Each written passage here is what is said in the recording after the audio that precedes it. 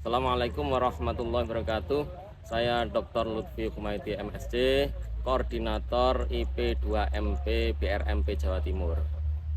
Kita sekarang ini berada di lahan demplot untuk PMAAS. Apa itu PMAAS? Yaitu pertanian modern Advanced Agriculture System.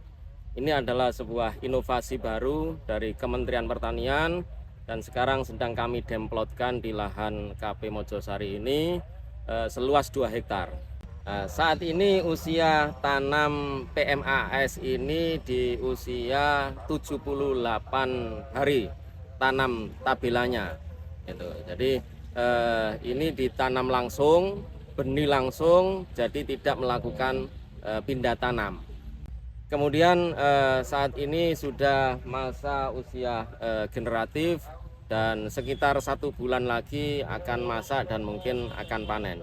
Alhamdulillah penampilan atau kondisi tanaman cukup subur karena ini kami terus kendalikan berbagai macam hama, penyakit maupun irigasi airnya sehingga bisa kita pastikan benar-benar demplot ini bagus nantinya.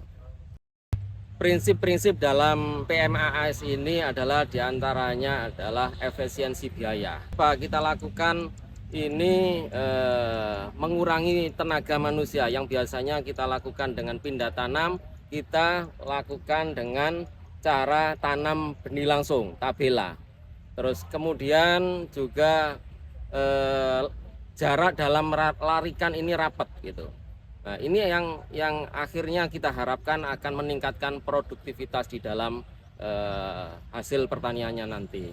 Terus kemudian kita lakukan mekanisasi, kita juga pemupukan juga menggunakan drone, begitu pula juga penyemprotan hama penyakitnya kita lakukan dengan mekanisasi modernisasi pertanian. Hambatan-hambatan yang akan kami sampaikan diantaranya bahwa dari awal harus dipastikan adalah gulmanya. Jadi rumput ini harus dikendalikan dari awal karena ini bersamaan, tumbuhnya rumput bersamaan dengan tumbuhnya tanaman.